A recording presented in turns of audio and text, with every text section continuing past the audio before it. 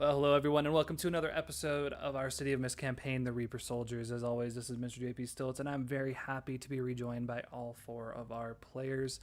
We're gonna hop right back in to catching up what everyone was doing on Wednesday. Well, Georgie, you're kind of attached to everything. Would you mind giving us a recap of what happened last week?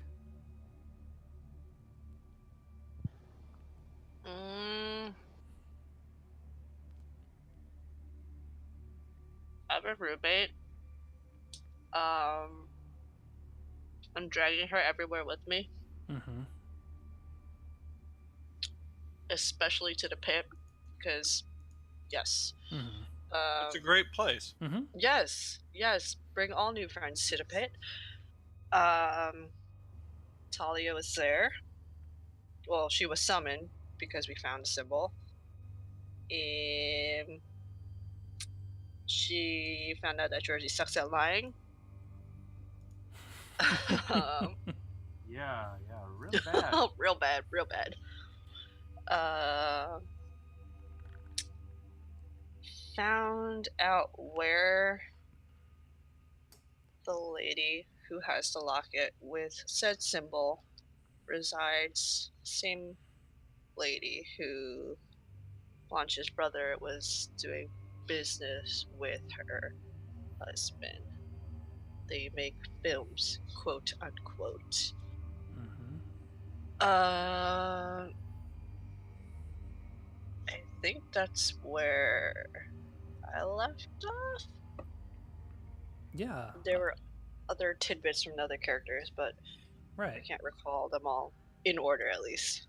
Basically, Georgie's whole thing, you got a new corset coming out this fall. Should be really exciting for the working ladies of the city.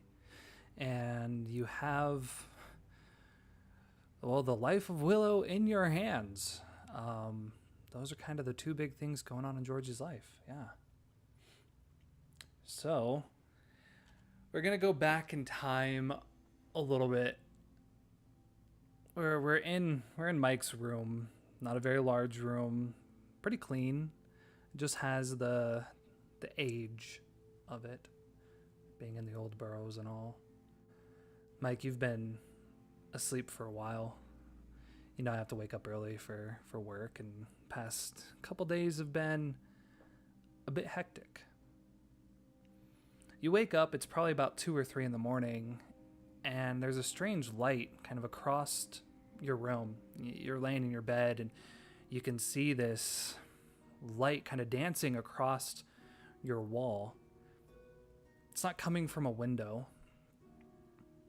You allow your eyes to kind of adjust to the darkness and focus a bit. It's green. It almost looks like someone has a green laser pointer and they're just kind of flickering it around your wall like they're playing with a cat or something like that. Kind of look around your room, try to figure out, where is this coming from? You look over to your nightstand, you've got your alarm clock, maybe a book you've been reading, and there are your glasses.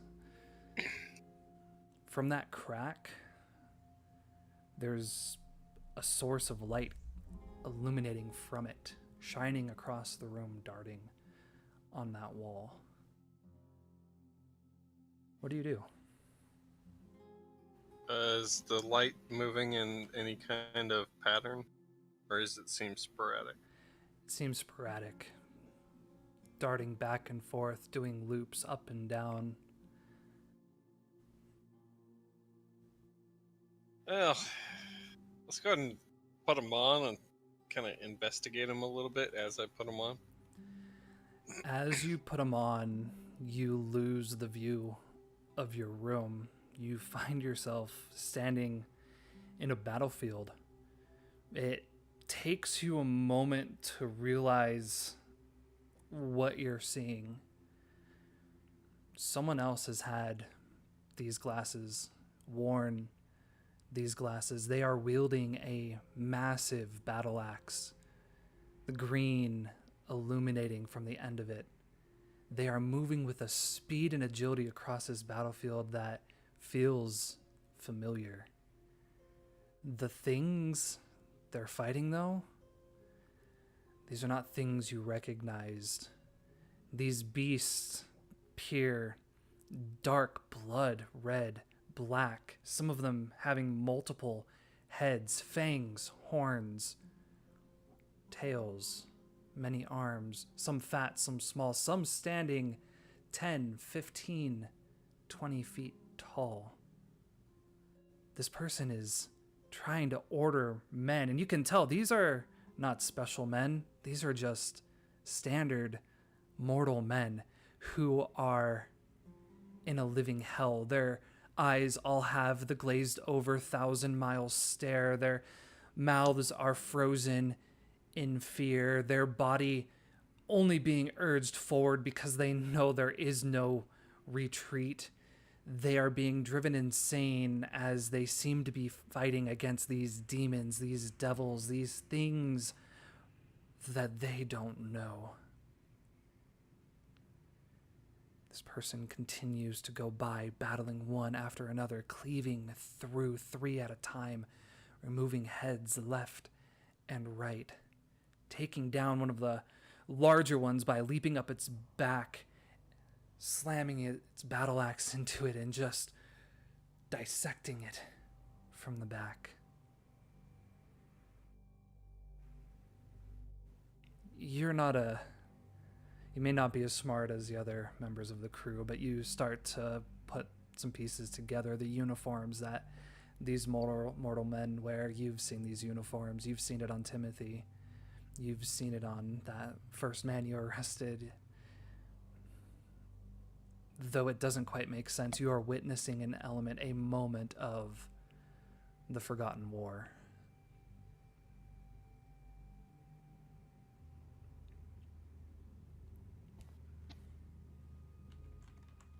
So it's a documentary. In a way, as if, yeah.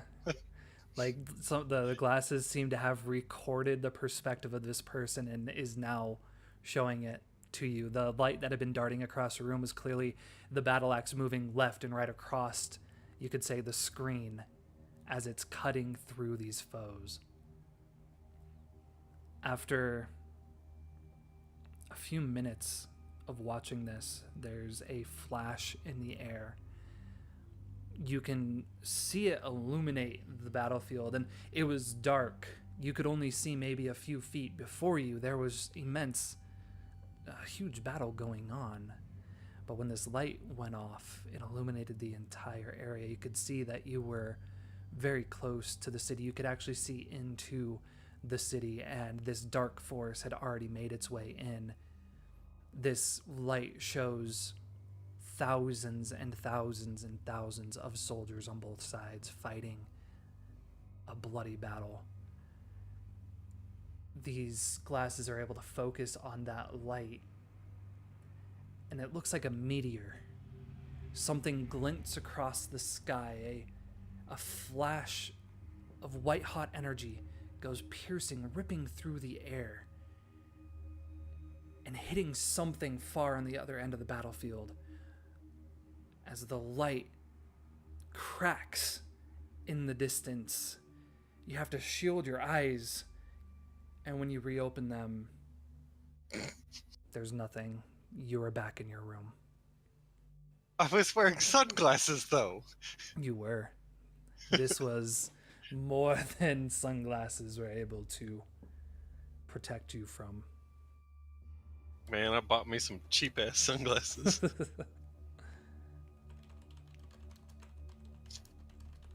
As you either go back to sleep for the night, take some notes, think it's all a dream, doesn't matter, you have to head off for work the next day. Let's go ahead and do a montage. Good old montage. Obviously, you have It's been a while. It has been a while. What would Mike spend his early hours of the day doing? Where's the montage moves under? It should be under cinematic moves, I believe. Basically, for montage, you can give attention to one of your logos. You can work the case and gain 3 clues. You can prepare for your next activity, in which you can get juice based off the method that you prepare. You can recover from your last activity if you have statuses you're trying to recover from. Other than burnt tags. Right. Yeah. And speaking of that burnt tag, I mean, now that you're seeing the glasses are not acting the way that they should. They still have they're some. playing freaking documentaries. Like, right. come on. It's weird. If you wanted to go to a movie theater, you know, you'd go to Imagidream. You've heard the talk of that place. Yeah, I did their arrangements out front. Right. Well, I didn't do them, but I supplemented them. Right. On your way by, you're like, this needs a bit more red and blue. Let's go ahead and fix that up. Almost got arrested too. Oh, well, of course. Constables don't understand the need for flowers and trees. Wait, you almost got arrested? You're welcome.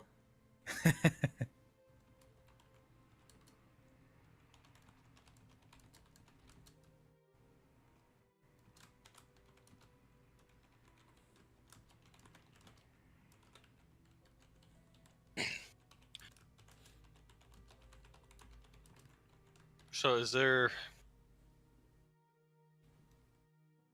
one of the moves that I could do to recover a fully burnt tag, or is that...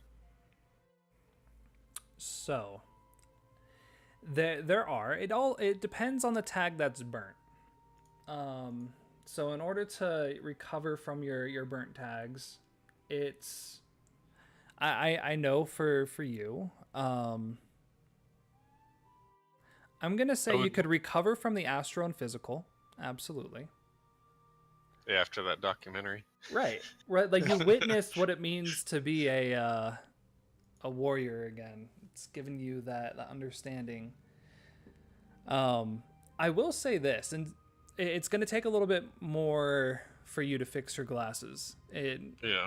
But for the weapon one is directly tied to the glasses. You just witnessed. I'm going to say that Oblivious status, tier 5. Let's knock that down to a tier 3. Instead of Oblivious, we're going to call it Confused. You were witnessing, and maybe there was a time like you saw the face in a puddle or something like that. There was a reflection. You were able to recognize the one wearing these glasses was none other than the face of your nemesis.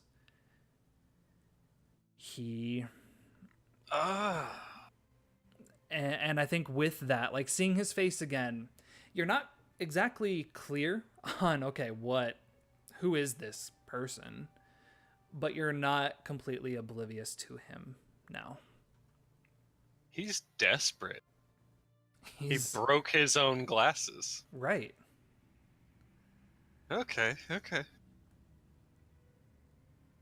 So yeah, now it's kind of like, what does this mean? What does this Agent Jaeger want? Why am I being shown this? As a note, you do remember, and it's certainly been a while in real life since we've discussed this, but certainly for Mike, there's been a lot of things that have happened since then.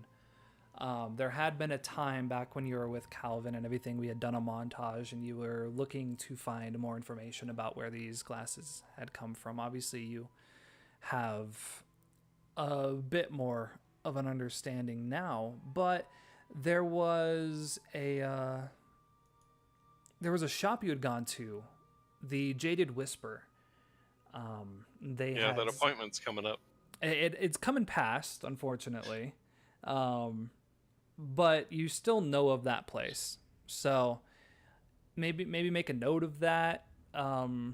They might be a path to repairing your glasses. What was I didn't write down the name of that building. The Jaded Whisper.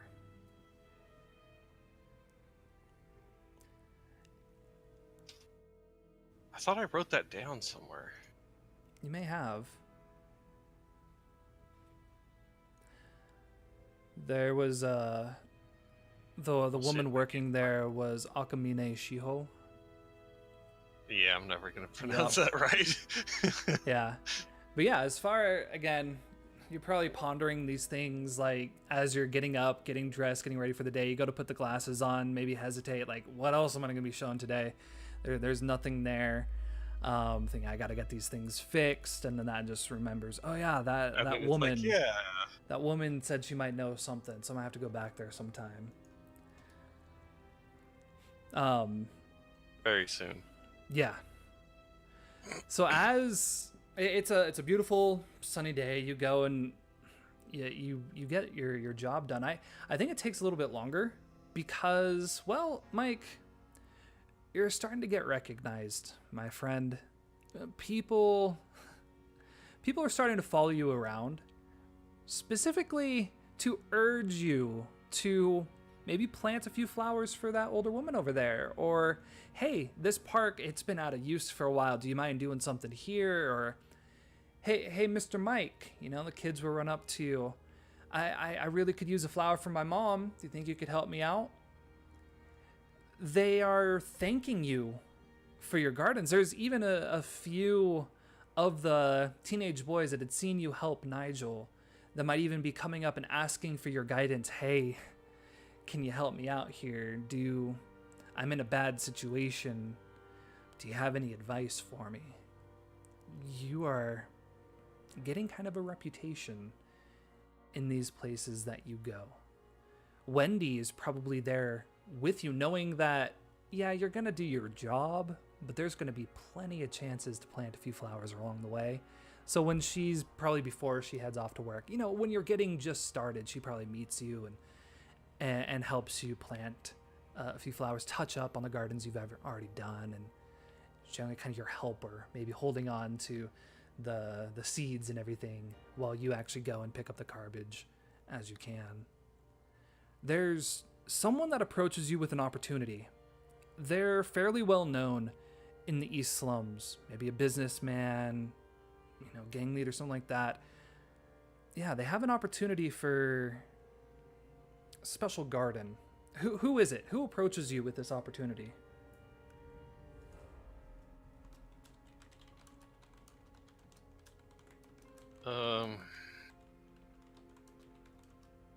Well, I definitely want to do businessman over gang leader. Right.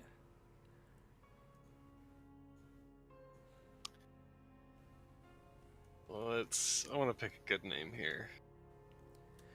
And you know, it's someone, they have a business that's fairly close to the river. It's fairly close to that bridge. Bring my little pointer here. Like this little bridge that comes across from the industrial district into the East Slums. Yeah, there's probably a few shops, businesses, things there that are fairly common for the slums. You know, we're talking pubs or, you know, corner grocers or things like that.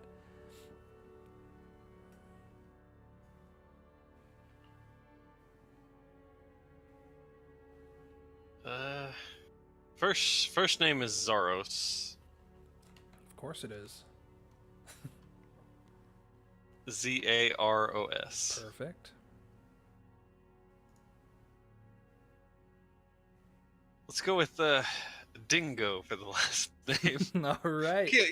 Keeps that on the down low though. Right. They just know him as Zaros or Z. Yeah. Mm-hmm. Absolutely. Yeah, I think Zaros owns one of the pubs, and it's probably the main pub of the East Slums. It's kind of a rowdy affair, but he recognizes. Step it up. Right, you're trying to clean up. It's the slums, but you're trying to clean it up a bit, clean up the act of this district, maybe get things on the up and up. And he recognizes that, and he wants to maybe be one of the front runners when it comes to getting recognized. Hey, this district is changed by the help of these people. So he wants his entire front landscape, and you know this kind of wraps around to the river, so you got access to tons of water. It's fairly good dirt. He just wants it to look nice. He wants to give it a facelift, as it were.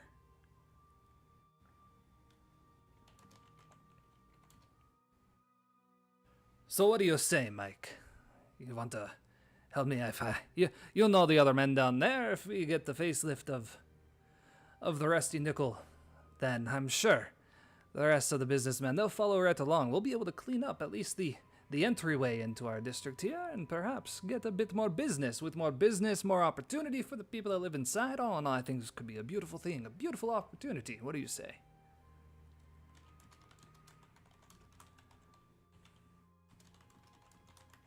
I just need seed for flowers. I see. You know what? I might have a friend that could get that. A farmer from not too far away. Do you have any particular seeds you might be needing? I could see if he could possibly put in an order for you or get supply. A large variety. Need options. See what'll work. Right. Why not? Perhaps I can have him bring you a selection, or even better, perhaps. Yes, let me get in contact with him, and we can discuss specifics. This will be great.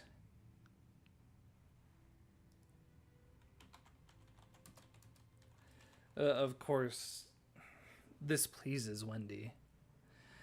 There's something about, like, she's known for a very long time what it is you do. I'm here, garbage man. It's not a position of power, and yet somehow you've been able to turn it into such.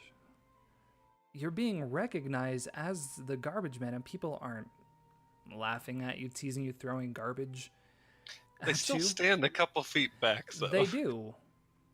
But you're not sure now if it's out of respect or because of the smell. If they're giving you your space to allow you space to work. You're definitely getting noticed in this place.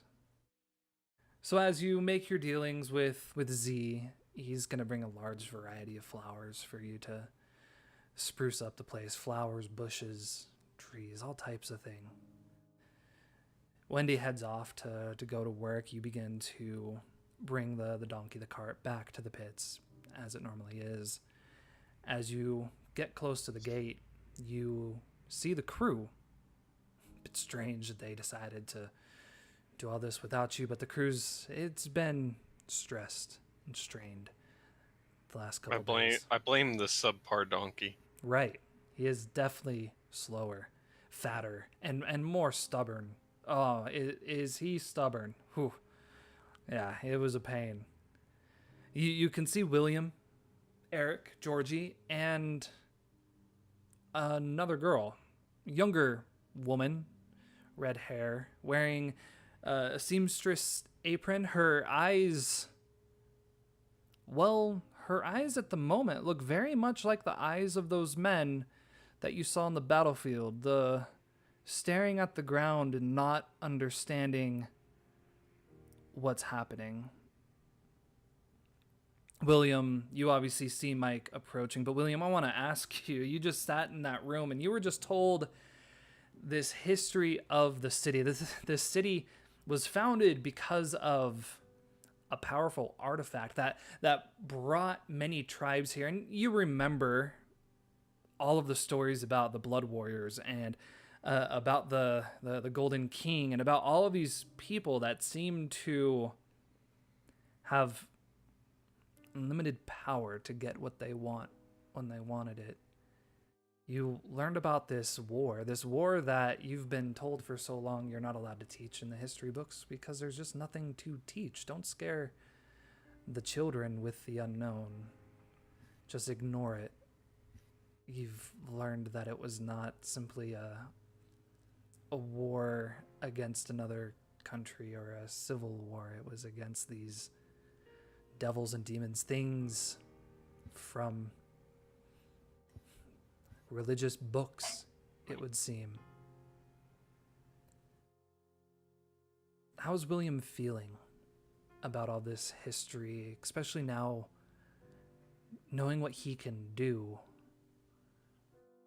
with Marco, with his abilities?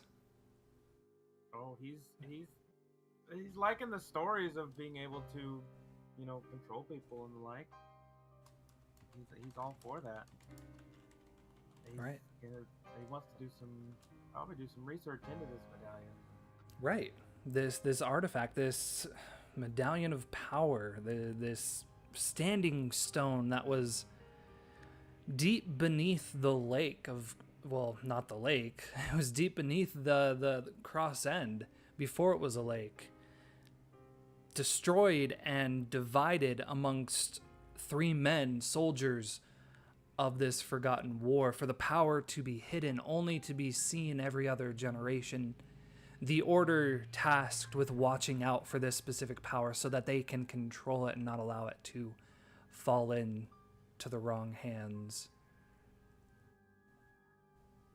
Who's to say what hands are right and wrong? Say I'm the wrong hands. What's going on here? Georgie, Eric, you can see Mike approaching, sweaty, worked, a cart full, almost overloaded to a point that you're not sure how the donkey's moving, of just refuse of the slums. But there's a smile on Mike's face. He's satisfied with his day of work.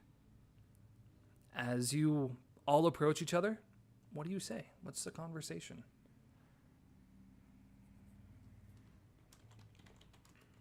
We just give Mike a nod. I'm in deep thought. Yeah, so's Eric. Right.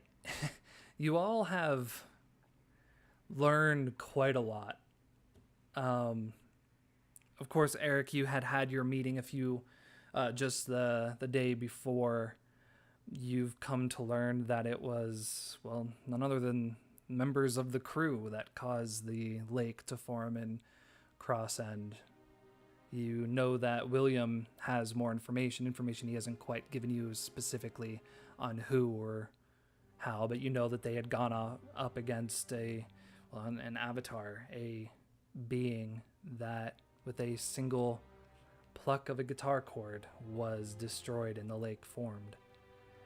That Talia seems to think of all of this. Her only concern seems to be the medallion of power. She did not show concern. Frustration, but not concern for the lake. Frustration, but not concern for Samuel and what he's able to do. She said, I'll deal with him. You're not sure what that means. You have that little feeling in the back of your neck, like the first few times you lied to your mom, where it's like, am I really getting away with this? Or does she really know? Georgie, you definitely have that feeling as well. But she's busy. Do I? You do. I didn't have a mom, so. Well, yeah, you don't. I would say it's like the first time you, I don't know, you're an orphan, so who knows what you did. You probably don't care. I'm not sure does Georgie have shame? If so, she's feeling that. Best question ever. But if not, yeah, just Georgie. Just a little bit. A little bit. A 10. You squint real hard, you can Right. see it. If anything, so you're always looking for the escape, right? You're getting that spider tingle, that everything's not okay here. But Yeah. Talia has a long list of things she needs to check off her list. And so for the moment, you as the crew, well, you've been tasked with finding those that are connected to this symbol. Basically, the Order wants to locate these families. They have no idea who these families are. They know that it was 3 men in the war. Well, there were thousands of men in the war. And whoever this powerful man was, he seemed to be very specific with not providing the order with the information, only saying this is what's done. And maybe that makes sense why you all were brought in here. Maybe you were all being tested to see, were you the ones that were going to have this power? Luckily, none of you weren't. But as Mike approaches, again, there's this strange girl, and Willow seems very distraught. She worked all day, and that was fun. She enjoyed that. Kind of sitting in a back room practicing her stitching. There was probably a few other seamstresses that she was talking with. And all in all, that was fine. But then she was asked, or maybe not asked, but told she needed to go to the pit, the smelliest place in the city. And being pregnant, the nausea was probably overwhelming. And then this member of the police just shows up. To her, she didn't like summon. It's like she just walked through the back door. Just was there, in this strange room in the back of the pit. She had to go outside to this boy. Frederick's kind of strange. He doesn't have a lot of friends, so the conversation was probably awkward. She's been plucked out of her home, taken away from her protector and Mother Nora. Obviously had the nightmare last night. She's just following along, making the moves, but you can tell she's lost at the moment.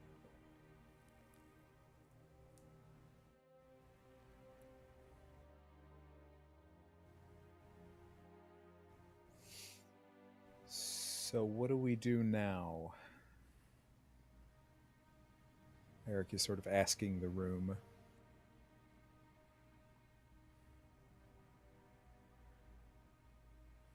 Well, a bit of research into these medallions couldn't hurt. You're right. That was a lot of information. That was a big amount of information. A lot of important information while also remaining very vague.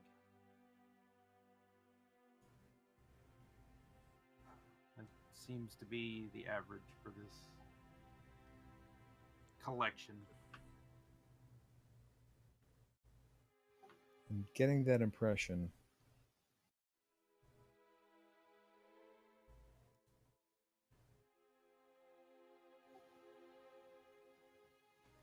Anybody else have any ideas?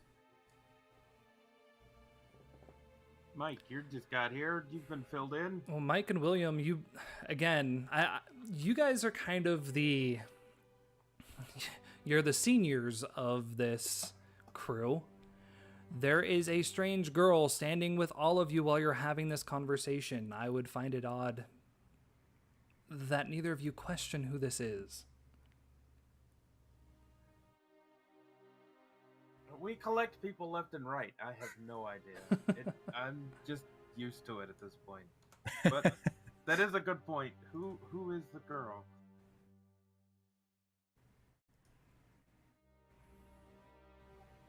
Georgie, you want to field this one?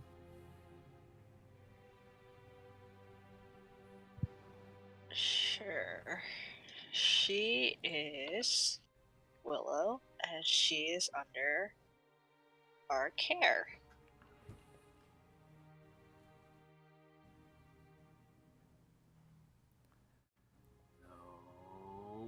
Okay. And her survival could be integral to our work.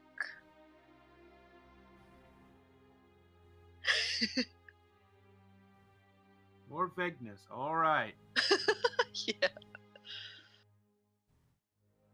Well, I mean, Well, William wasn't very. I don't know. He was kind of numbing on people left and right, so, It's a fair point. Georgie's not really, like, sure what he would do with information if she just kind of, like, gave up the whole thing. Like, oh, well, if I ate her, she could give me infinite powers. Right. Or Yeah, some you're being such. hesitant. Absolutely. Maybe if you hadn't eaten so many people, Georgie would be like, hey, here are all the facts. But alas, that's not our situation. A little late for that. How many people has he eaten? Even one is too many. You ask me. No. I need to know numbers. Oh boy, let's Damn. see. So there was the old Oh man. god. There They don't. was Yeah, so how many people do they know about? Now, don't go giving away True. my secrets, Mr. Mystery Voice God. as far as the ones they know of. Ugh. None. You've seen No. him. Eric knows of one, but he hasn't said anything. No, someone saw you in the what do we want to call it? The place with the drugs. There was the Well, yeah. druggie in there that you but fed that on. was defense. That's okay. There were the bodyguards, Shenlim's bodyguards. And again, it's hard to tell. As far as feeding, I would say the only one is Marco, but Marco's still walking around. So it's kind of unclear. You've seen him attack people with his fangs before and bleed them dry, whether that's him just fighting or actually enjoying a meal. I mean, there was also the dead guy cubes that you gave him. That guy was already dead, and he killed him, not me. That's what I'm saying. But you don't have to eat every chunk of meat that you get offered. You don't know me. Yeah, Georgie, you clearly A little don't bit of know him. self-control. Just a little bit, man. It's the kid in a candy store and everything's free. Oh no. I think the only real thing you've seen him feast on, and again, that's not everyone, was that horse. That would definitely have been Mike. You saw him feed on that horse. And then, of course, Mike would have seen him feed on the blood of Melville. But as far as actual vampire stuff, you've seen him attack a lot of people. And again, yeah, he drains their blood, but it's not like he's just sitting there enjoying a full course meal. It's during attacks. As far as we know of. Right. Okay. Yeah. There's really not much to be afraid of. I mean, I've attacked people, yes, but I would disagree to a point. They all witnessed you attempt to consume Amy, and that was outside of your normal, like you were full beast mode at that point. And though that's Mike's fault. only Blanche had seen the creature that had killed the creature Nadiv that had killed his wife. They all heard descriptions, and you probably looked fairly similar to that description she had given. Okay. That's not my fault. No, it's good. It's all good. See, I'm not a terrible monster. I'm just, Hungry. as far as you know. You do know that, okay, I mean, let's look at the things that you do know. He's a teacher in the local prep school. He's been a teacher for a long time. He has a wife. His wife's pregnant. He's been a respected member of the community. He's obviously been a senior member of the crew, one of the few that stayed for a while. He has protected all of you in quite a few fights. He's put himself into danger. So while he definitely has had his dark moments, the majority Not of as dark as mine. right. I think for you, It's your moments are covered in grease and like just grossness, like just Well, and a nice, beautiful lake. right, Got right, a nice, shiny. Like, look at this. Well, but don't look under there. right. But you've also been arrested a few times, and you were really creepy with Georgie when she first came. Yeah. Yeah, first impression. So, so sidebar, Stilts. Did you see my message? I did, yeah. Okay, did that work? It did, yeah. Awesome. I'm not sure what it's relating to, but it did. Don't worry about it. All right. God. Good God, man. Well, did you see the message in Discord? Oh, wait, no. I saw your 'Cause roll that'll- on here. Let's That'll see. explain the. So, Okay. Have fun. I'm not sure what you rolled to do that. you probably That's just a sneak around, is all that is. Yeah, just roll me a sneak around. Visible or. Yeah, it's up to you. Eh, Nobody knows what this is for, so that works good. you've been working at yeah. What tags are you using for this? Commitment to the job, because I Right. just came rolling in like Right, you gotta No get big everything in the thing. pit. You still gotta burn this garbage. and then bullet time and astrophysical to kind of mask and get it done. Yeah, that works.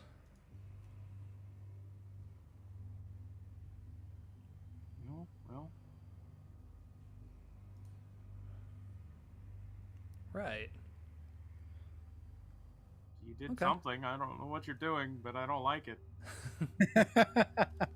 They call me the creepy one. I don't know what's happening here. What kind of flower is it?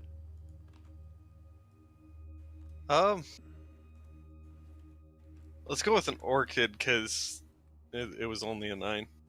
Right, and you have plenty of those because I- that's Wendy's favorite flower. so Yeah, that makes I sense. I chose a bulky flower, so it kind of got noticed a little bit. Right. Barely.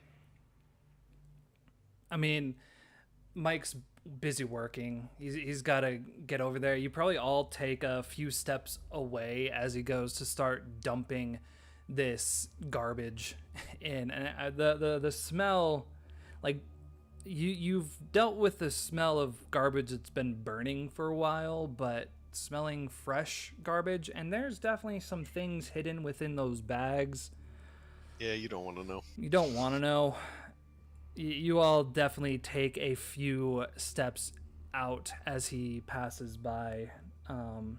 Still, I assume that Mike's probably just over the conversation of William trying to figure out who this girl is. Georgie's having a bit of a reluctance to give him all that information. Yeah, it's probably a couple minutes into the conversation. Georgie, there's a beautiful orchid behind your ear. Like, you catch the smell of something sweet after the smell of just the pungent grossness, but there's just a flower behind your ear. I'd be worried about that. Is it growing off of me? I mean, it feels That's heavy. honestly what I was gonna ask. Alright. Well, don't particularly like being touched by anyone or anything, so I'm gonna go ahead and pluck that right out and look at it like, what is this?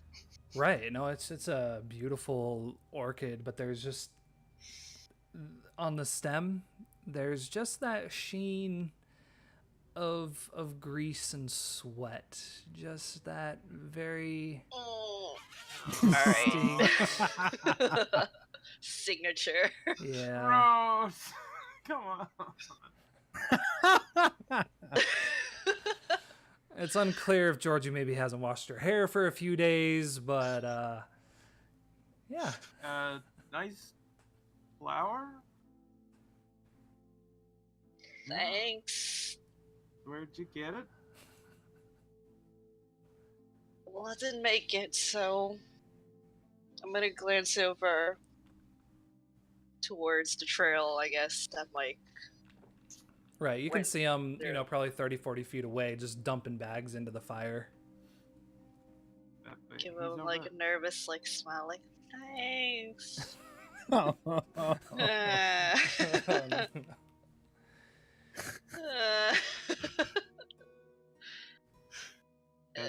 All right. Right. I mean, So we've got Mike giving flowers and a strange girl, and okay. All right. Well, Everything is fine. where's the Yeah. nearest, perfectly normal. oldest library? Just a day in the life, really. The nearest, oldest library. Eric knows the answer to that. Is it the library where I almost drowned? Yes, sir. That would be the nearest, oldest library. You know what? I want to go back there anyways. So yeah, I can take you. Almost drowned in a library. Yeah, I still don't know how that happened. It was just when things were getting, well, when I first came over and met you all. Just when my life started getting really weird. You're welcome. All right. Stuff. Well, that's the closest place I could think of to find information on the medallion. So. Right, yeah, it's in the old boroughs. It's kind of across from the university. Yeah, it is just it's called Memorial Library. I bet Mike's been to it a few times. Awesome. Yeah, as you all are beginning to make plans, Willow grabs your hand, Georgie, and just kind of tries to pull you away from the boys, just to walk a few feet away. Fall back in line with her. She just kind of grabs your hand with both of hers and just kind of looks up at you, almost pleading. I know you all have done a lot to keep me safe. I don't understand why I'm here. Not just here in the pit. I don't understand why Mother Nora wanted me to go. I'm so scared. Georgie, who are you? Are you part of the police? That woman, she was police. Are you? Kind of looks over. This is a stupid question. I just went to work with you, but still to fill the space. Like, are you with the police?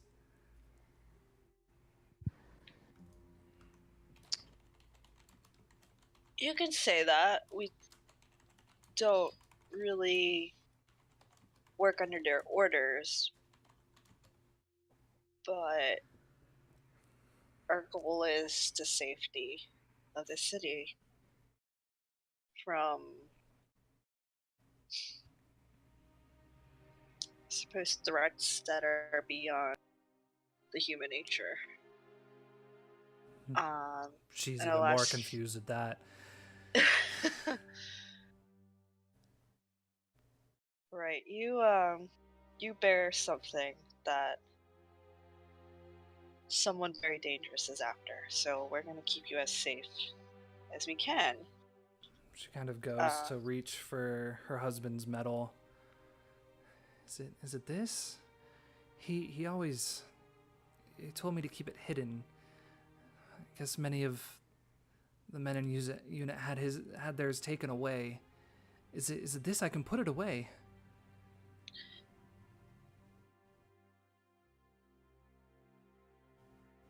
I can't say for sure if that's what it is or if it's something a little less material.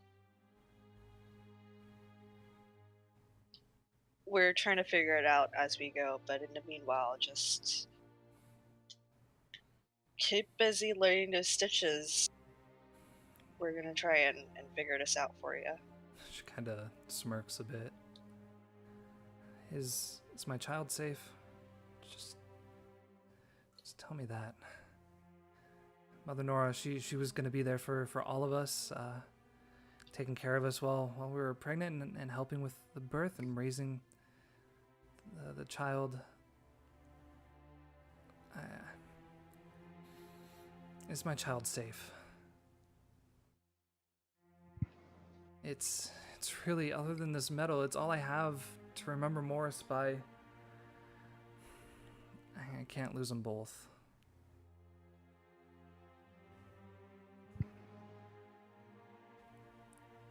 While you're in our care, yes. Though Georgie's not like entirely sure. Right. Yeah, she's asking you. Like, to her, they seem pretty straightforward, but to you, there's so many layers of the answer. Yeah. Yeah. Yeah. She.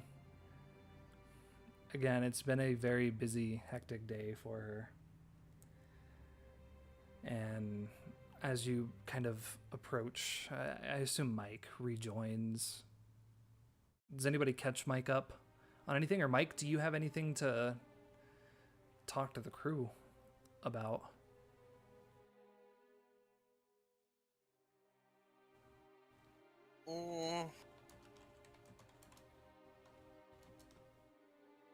I would kind of like to run a personal errand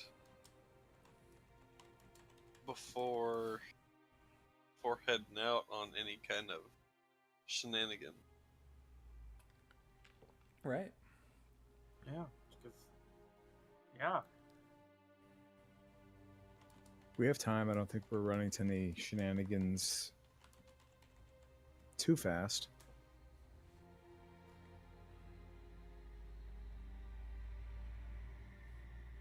no, I think we got time for some shenanigans. Right. So, William and Eric are heading to the library. Georgie, are you going with them? Or do you have something else you plan to go do? Well, since I have to babysit, I'll probably just take her to have dinner and just kind of like settle her in. Right. It's a bit much for both of us, so need a little bit of time to breathe. Mm-hmm. So we'll do that. And Mike, are you heading downtown? Yeah, I need to go to a certain shop. Right. Perfect. So, you probably all, again, have a quick run through with Mike of everything that happened. Quick fill in about Talia. Hey, we're on the lookout for anyone that has this symbol. So if you happen to be out and about and you see it, report back kind of deal. But the crew it's just kind of awkward at the moment. Again, it's been a rough couple days. So Eric and William head off to the old burrows. Georgie and Willow, you guys head kind of back to the blue collar district, kind of close to home, or do you go somewhere else? Just real quick, as we're kind of catching Mike up on the situation, I would suggest that if we do find out anything more about these people with these markings before we go to the order, we talk to each other. Agreed. Do you guys have a backup space? Can we like not meet at the pit anymore? Well, yeah, I mean, especially if, well, we have reason to wonder what the order's really up to. And we know Frederic is always at the pit. We might want a secondary place to hang out if we just want to talk amongst ourselves. Anybody have a good solution for that? We should just buy a building, or not buy a building, but like rent a building. considering one of us is technically rich. Do you mean me? Yes, you. I'm not supposed to use those tokens. Says who? Well, they had souls trapped in them or something knows? like that. We all have souls trapped in us. If you believe in that hokey pokey. Money's money. I don't think it's as simple as that. You each have unique locations. William, for the moment, has access to the school. Obviously, Mike has access to the pit. Eric, you have access to some of the theaters and obviously your warehouse. Yeah, I was Georgie, thinking you that. have access to the huntsman. Yeah, I mean, after hours, the workshop should be empty. I just can't guarantee it because, as you said, the collection is undergoing its final draft before Yep. production. So there could be people popping in and out. It should be pretty dead towards the end of the night, though. The other thing is, you all realize they probably know where you work if they know where you live. So if you want to be hidden from the order, it probably is not best to attach something to your personal lives. Yeah. These are people that are attaching packets that magically appear on your kitchen table or within bundles of cloth or in books left at the school or a mailbox at the front of the pit. People that found you only after a day or so of you finding yourself having been awoken, touched by something beyond your reckoning.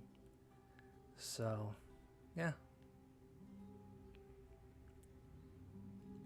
I guess that being said, though, the question is, you're each going your own way. Of course, you're going to have to reconvene at some time, specifically probably to get whatever the boys get at the library, get an idea of what that looks like. Maybe after Willow, is put to bed or something along those lines. There's many coffee shops you can meet in, many warehouses in the industrial district. You could probably get a boat and just meet on the water. Huh. There's No. there's a variety of places available, certain pubs and bars that there's going to be a crowd.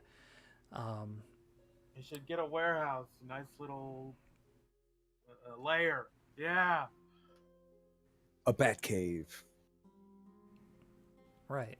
Maybe it's not to that point that you're looking for a full-time place.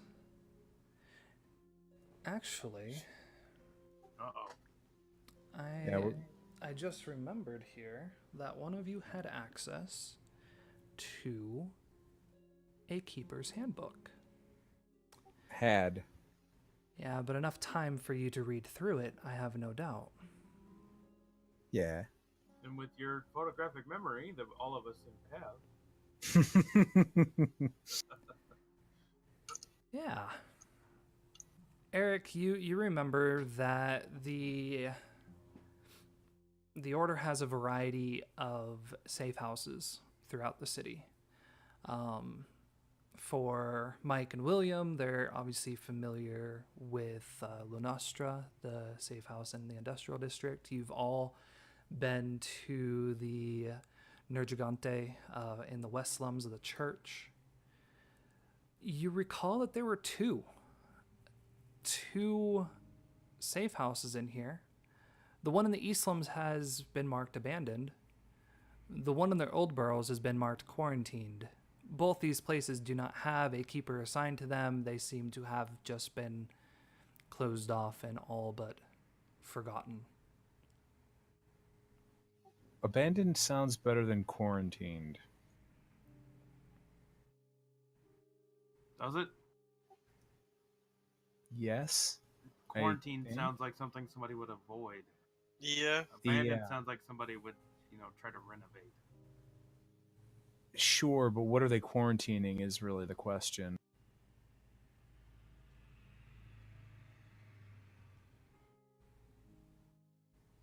ending it is, then. I mean, I'm kind of afraid we like open the door to the quarantine place and like we get the freaking bubonic plague or something. I'm game.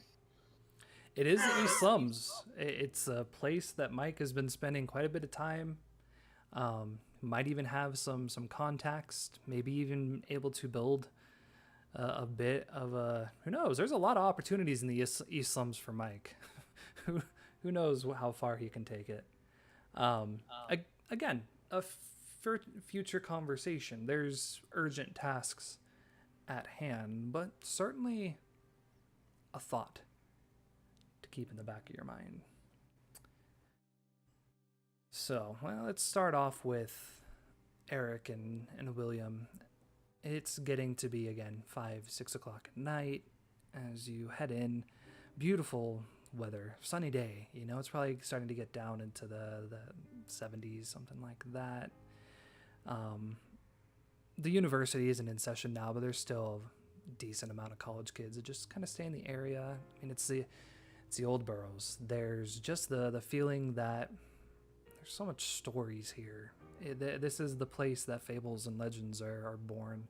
It seems the midnight tales. The streets are a bit more narrow. The iron lamps and fences all harken back to past centuries. The square where the university is, there's probably a medic, this library. It's a beautiful place, very well kept. It takes pride in its location. The library itself, the Memorial Library, it's large, very wooden kind of building.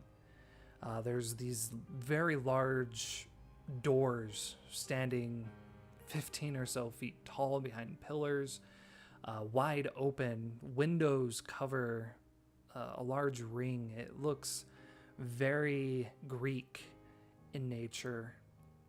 The sunlight is just shining brightly in. The floor is a checkerboard of white and black tiles.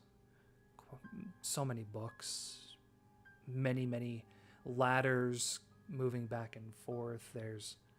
You can see there's a central desk as you walk in, kind of a rounded desk. It has a few carts around it, a variety of books. It's a place for the librarian to sit. There's tables and chairs off to the side, private reading areas, places to probably write up notes, and many places for college students to work, to study. Large chandeliers hang down, illuminating the entire place. Flickering light. It seems like candlelight that's just illuminated by these glass bulbs, making them brighter and able to fill a larger space. At the moment, still standing outside, as I would assume Eric is a bit hesitant at entering. You can see that there is a librarian at the front desk, and an older woman, the same woman that Eric you would have seen as you were leaving the last time. Probably a good 10, 15, seem like college age individuals in there. Maybe they are still in class or working on a thesis or something of that sort. A few older folks as well that seem to just be cozying up, maybe a cup of tea by their side, and they just have a good book, and this is how they want to spend their night. The place is populated. It's bright. It's inviting. Did you almost drown here? Yeah.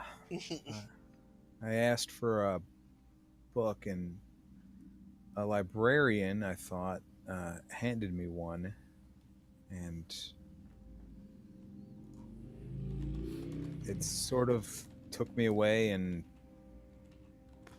I almost drowned in a box. Got sucked into a good book. Happens to all of us. It was a bad book. I almost died. Good, bad, it's still a good read. If you see a librarian who looks like I described the person that I got the book from before, if I still remember what he looks like. Right, he didn't see much. You know, it was just kind of a a younger man. You remember dark hair, kind of thin, but you really only saw him as he just handed you this book, you know. And there were a series of books he gave you. A few of them were actually helpful, but the last one, not so much. It was, to put it mildly. yeah. You just had that feeling, and again, part of it brings you back to what. And maybe there's a bit of a smile in Eric as you realize, like, you saw that you were seeing your worst case scenario for your new trick, like you drowning in your tank. Probably a good fear that you had for a while. You smile now, realizing it doesn't necessarily have to be that way anymore. Things have changed since then. That is very true.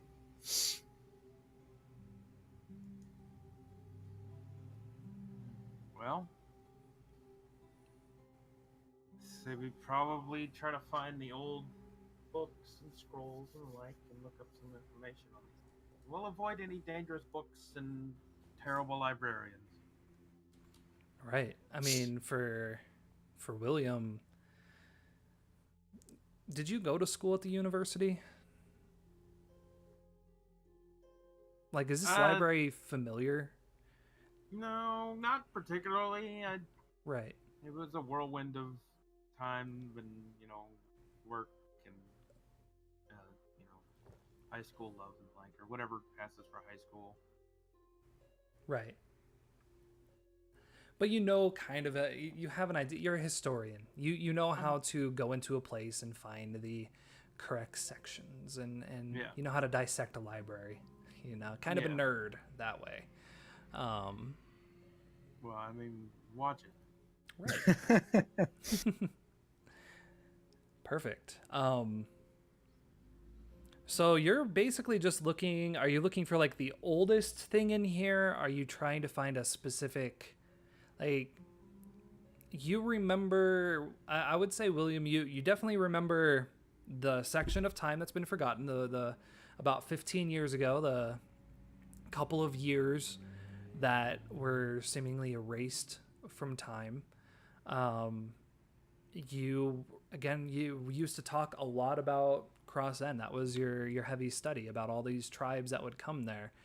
So you're definitely familiar with that part of the city. So you're probably leading the charge on this. So give me an idea of what it is you're looking for, and then we can do an investigate roll to see what it is you're able to find. Just anything with any kind of mention of. I think Blanchett should have looked something up before about mentions of the war, like the stuff about the war, and maybe beforehand people who kind of led the city type thing. Right. I'm not even going to have you waste a roll on that. You know that when it comes to public places like this, you will find nothing related to the war. That period of time has all but been erased from public memory. It just doesn't exist. But you can definitely find elements, and that's what Blanche had found. And unfortunately, she never returned to provide you with the information, but she had found a book that referenced some of the earlier tribes, and that's where she saw the symbol. She had found that symbol had been written as just probably amongst a wide variety of symbols in there, but a standing stone that tribes were using at the time. But yeah, as far as finding information about the history, I guess, like, regarding the case, what are you looking for? What's the big question in your mind that you're trying to find the answer to? What I want to find is, basically these medallions were passed down, right? I want to figure out the lineage of these things and maybe a clue to where they're at now. Right. So, and I can refresh a little bit. So she just called it a medallion of power because it was, in a way, broken and then placed around the necks of these three families. Before that, she specifically said it was a standing stone that had been located beneath Cross End. So it was kind of her word, medallion of power. I wouldn't say that it actually is. The let me reword that then. Right. So I know that she said it was a standing stone. So then probably any kind of that completely changed things. Any kind of construction before it became a lake that might have moved said standing stone or area. Or Right, any kind kinda- of records of such a thing. Getting an idea of where it was located, kind of thing. Yeah, absolutely. Go ahead and give me give me an investigate roll. Let's see. Do you have anything here? Oh, man, don't- Wouldn't the history teacher be fantastic right now? Right? Yeah. I don't actually. I don't think you have any statuses that are gonna affect this. Yeah, I don't think I have anything. That revolver's definitely not gonna help. I don't even know if I have any.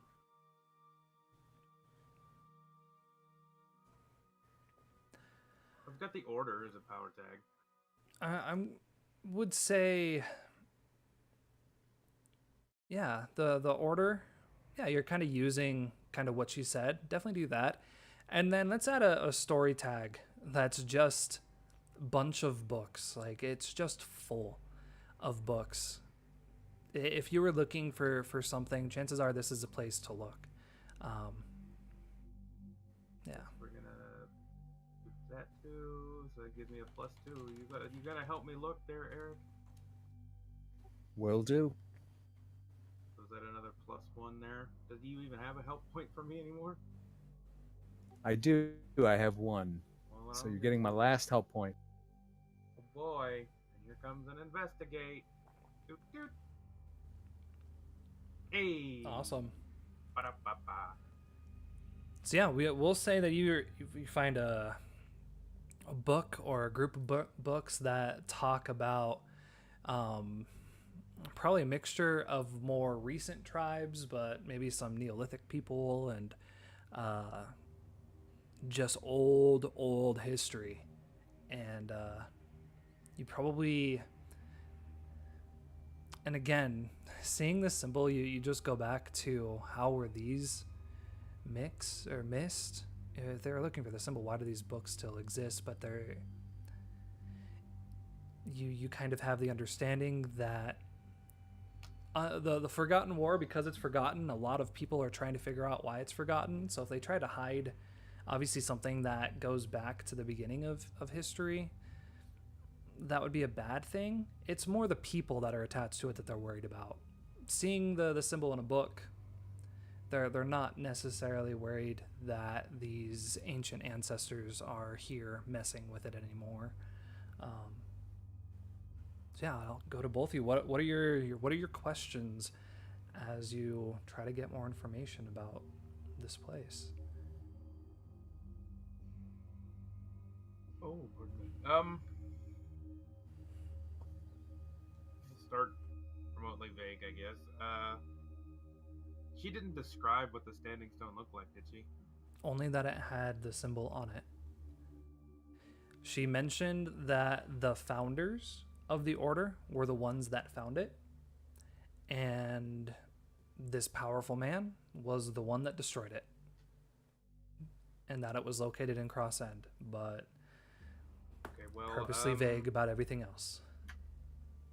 I guess, is there anything about any other, besides the church that got destroyed, any other kind of ancient religious site that people would have mentioned, built around the standing stone, or?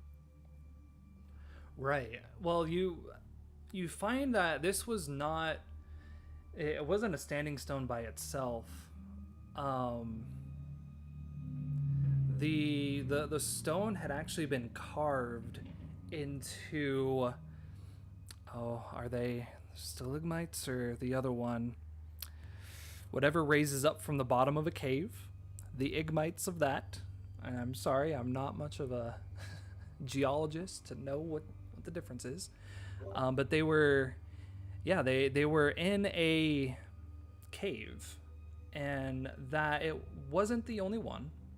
It was a mixture of 2 or 3. The other ones having more basic things. One looking like a series of waves, like someone had just done the waves, and the other one appearing to be. It almost looks like a skull, but not of an animal or creature that you would recognize. Like, there's the vague features. It looks like a deformed face. The eyes are a bit too big. The nose is off center. The jawline is very much more kind of circular, not squared off. But there was a cave that was beneath Cross End that all 3 of these were located. And people probably traveled here for a while. Again, not understanding. There was definitely a presence. They probably found some old pottery and maybe some additional almost religious-like items. Things that are probably in a museum somewhere. People tend to assume that this was a place to hold ancient religious ceremonies. And you know how people like to take wild guesses about it, especially that skull. Like, they probably have some god it's attributed to, or some specific religion, and you can probably find varying accounts of what religion that is. But it really goes back to, I mean, we're talking ancient times. 4000 BC. I mean, old stones. Very, very early people. There was, yeah, so that's kind of where it is. What are your other questions? Do you have one, Eric?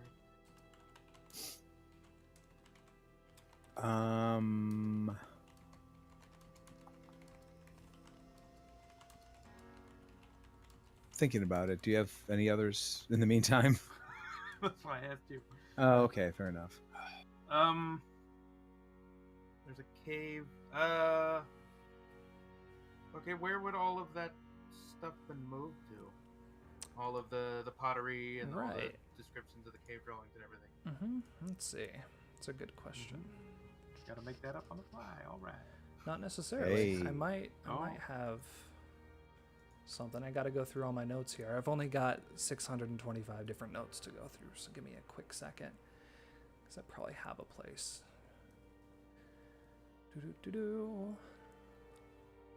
What, you haven't archived your notes yet?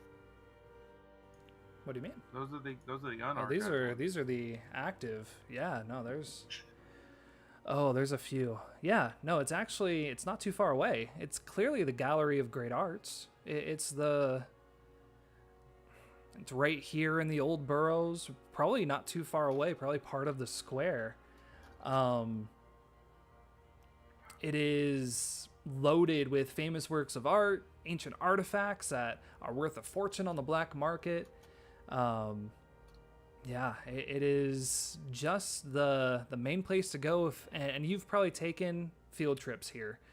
So in fact, you might even be remembering some of these ancient pottery bowls and things that you've just looked, and again, they attribute you back to ancient people. You're starting to put kind of 2 and 2 together.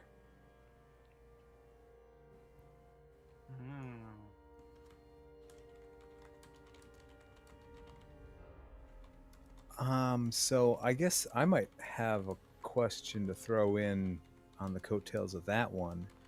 Who decides what went into the museum? Oh, That's a good question. The head curator, I think. I mean, I'm looking for names in case we need to go steal some shit. Oh, hi. Yes, Yeah, that is a good question I have to look up. Yeah, I think it's probably a head curator. That would be the one that decides what to collect. What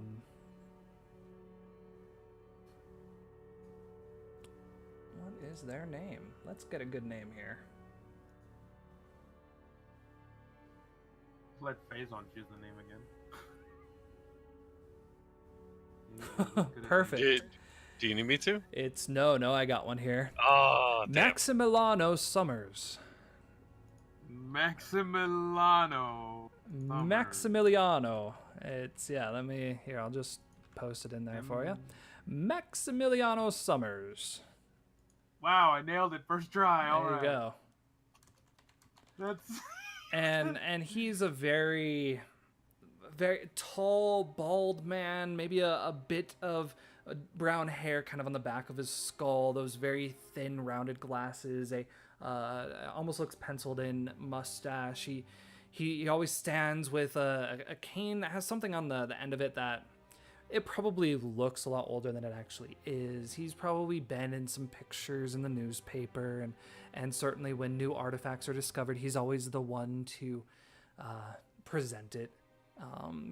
Probably is even known for holding private gatherings for new unveilings of certain artifacts for the more wealthy individuals of the city.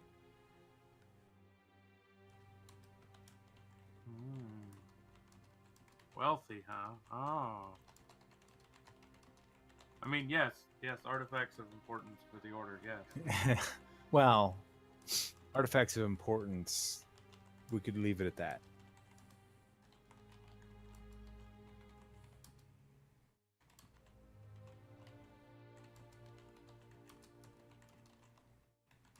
All right, that sounds like a good place to start. I think that's the 3 questions. Yeah, I think so. That sounds like a good place to start. I think we head to the museum, and then if we don't find any more leads, we'll go talk to this Maximiliano. Right. Sounds good to me.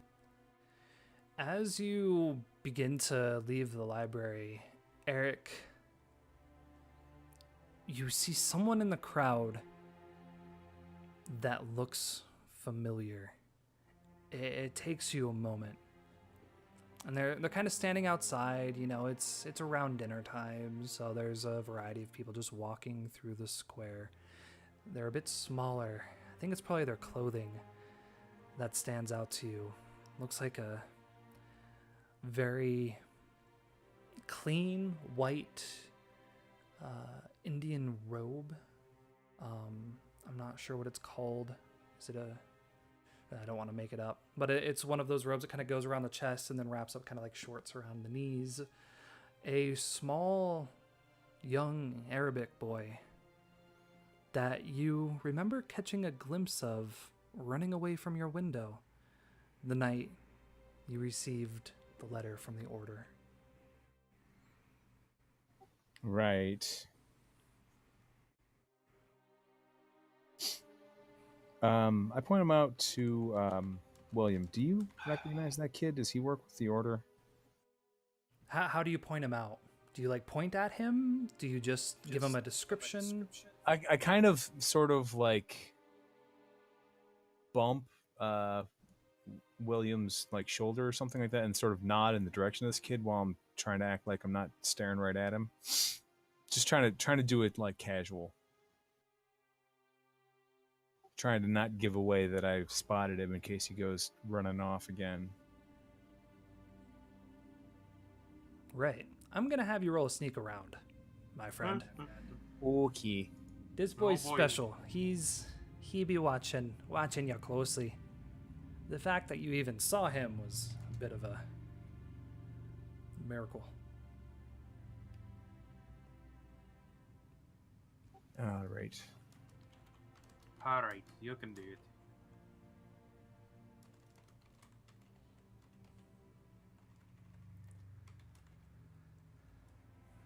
Let's see, and what does Mr. Eric have? Let's see, that's Mike, that's William, I've got too many tabs open.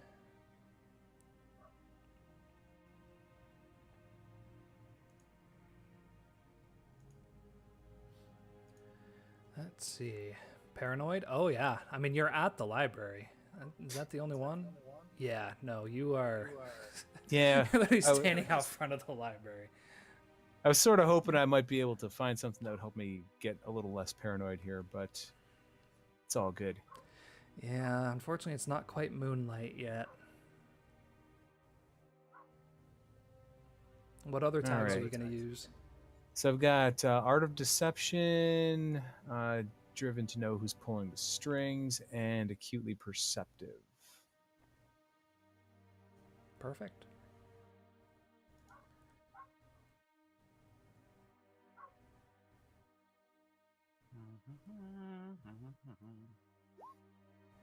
Well, 8. Not bad. Okay. So what do you say to him? What do you That say kid to him? over there. Do you have you seen him before? Don't look directly at him. He's jumpy. I'm tempted to look directly at him.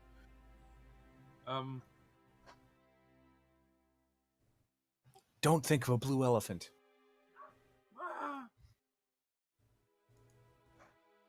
I don't. The Order employs so many people. I don't think I've seen him before, but I've seen so many children Yeah, it's in and throughout. he doesn't look like it is hard to tell. He doesn't look familiar. A closer look would probably be better.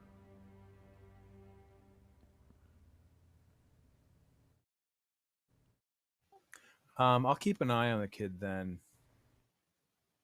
Just see if does he seem to be like watching for us, or is he kind of doing staring his own? right at you both? Oh. Well, this is awkward. And he's waiting for your next move. Like, you see him.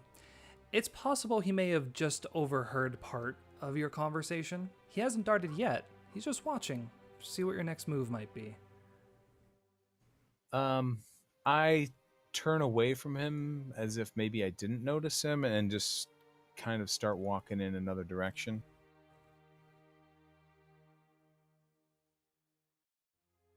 And what about you, William? I'll just kind of follow along with Eric. Right. So you both begin to kind of walk down the square and begin to head to the Gallery of Great Arts. So it's been enough time that we certainly go with Georgie and Willow as you find a place to eat. Where is Georgie's typical spot to find a meal in the blue collar district? It is a bar, actually. But it's, I guess, renowned for its, what do you call it, turnovers? Like stuff in flaky pastry. Right. But it's generally visited by everyone in the neighborhood at various times a day. So the food's okay. They have good pastry, and they have good beverages. Right. Is it often to see women in this place? Yeah. An okay amount of the other girls sometimes frequent it. Mm-hmm. A lot of working class women Right. more so frequent it. What's the name of this So- place? It is the Valkyrie. Love it.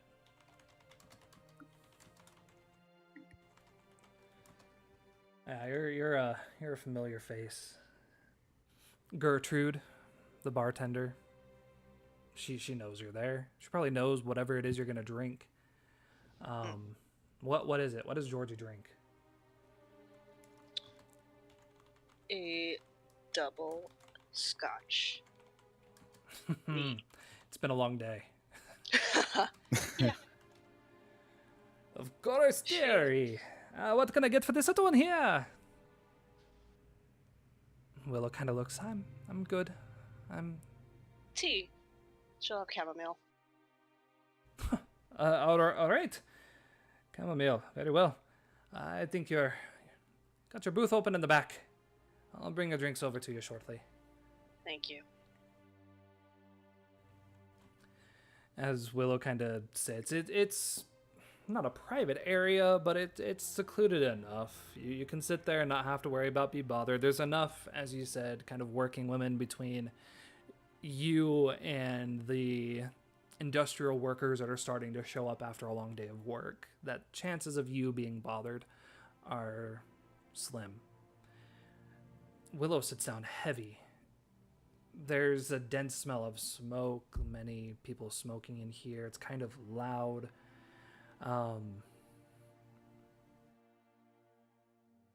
She just kind of looks across, again, studying the face of this other young woman, just trying to help her, trying to get her a job, definitely get an ability, protect her.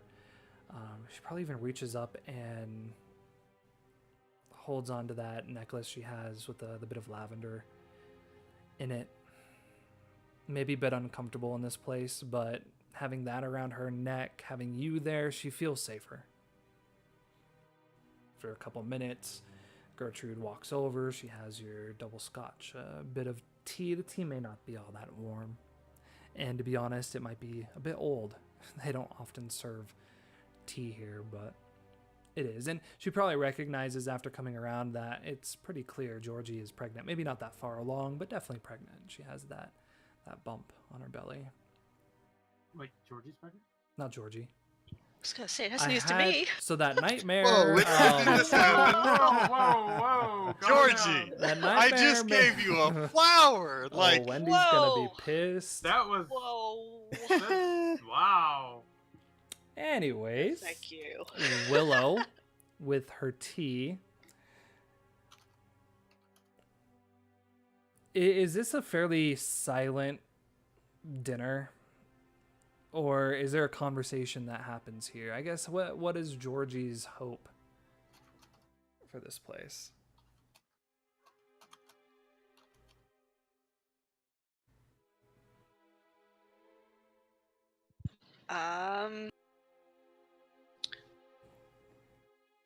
She just kind of wants to like unwind a little bit, and as oxymoronic as it is, there is a certain amount of ease in hiding in a large number of people. So, in a way, all the hubbub, even though there's a risk that somebody may be listening, it's just, it feels a little safer than silent walls. Right. But she also doesn't want to sit there in silence, which she can and she will, but it's probably not great for Willow. I mean, this is, I guess, her way of like trying to make Willow not, I guess, comfortable. You know, like relax. Right. I bet easily having a conversation about work, it's something she can relate to now. She's seen you doing it. She knows that there's a big exciting change. You know, the fall wear's coming out. You have your custom design that you're in the process of creating. The conversation can easily kind of go in that direction.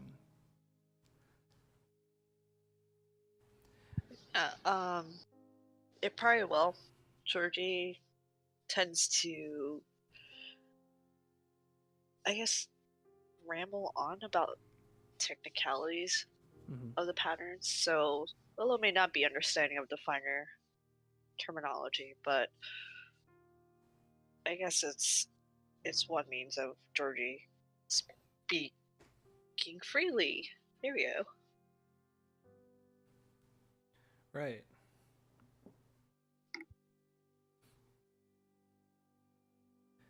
I think Willow here, she's talking to you in the same way that she would probably talk with Mother Nora. There's a bit of hesitation and respect.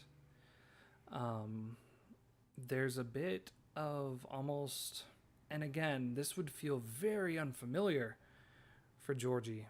Maybe even something that you've only kind of seen in other children, but as a child would speak to their mother. Again, with that respect, but also the wishing to impress. It's not often that Willow has seen a strong woman, a strong independent woman. Certainly one that's able to take charge in such a facility as the Huntsman, recognized tailor to the wealthy of the city. So she doesn't interrupt. She doesn't overstep her boundaries.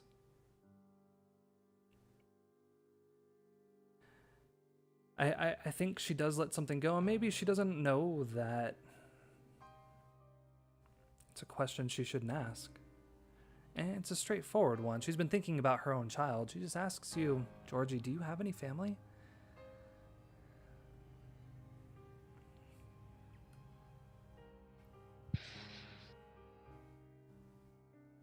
Georgie freezes and blinks. Right, and it I sounds did. like she's...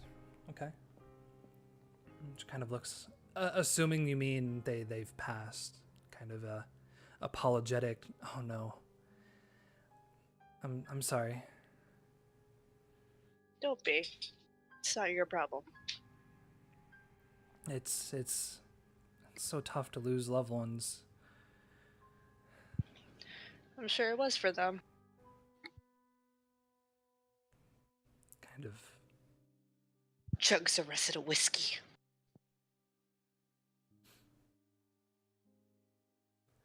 She looks at you, and she's trying to get a read. You're about the same age.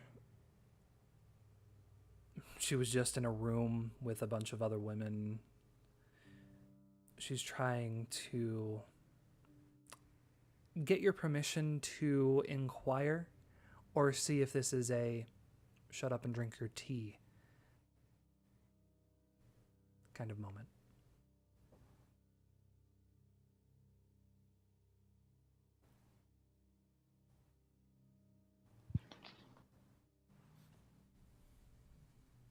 I don't remember much about them. I grew up at the orphanage. Oh, I didn't know. I'm sorry. It's truly none of my business. I'm sorry. I thought maybe you had. It doesn't matter. I wish there was more to it too, but that's my lot in life, so do what I can with the cards I've been dealt. How long have you been at Rebel Square?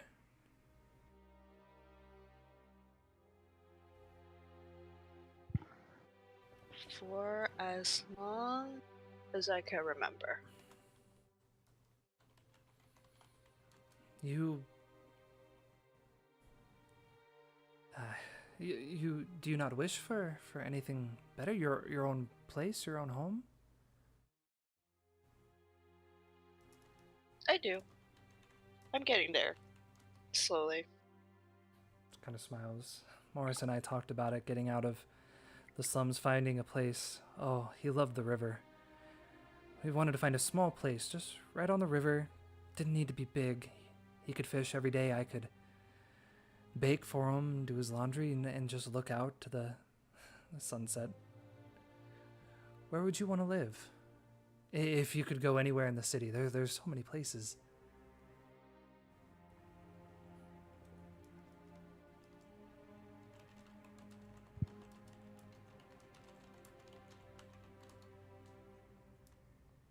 Not sure. I haven't thought that far ahead yet. But it won't be here.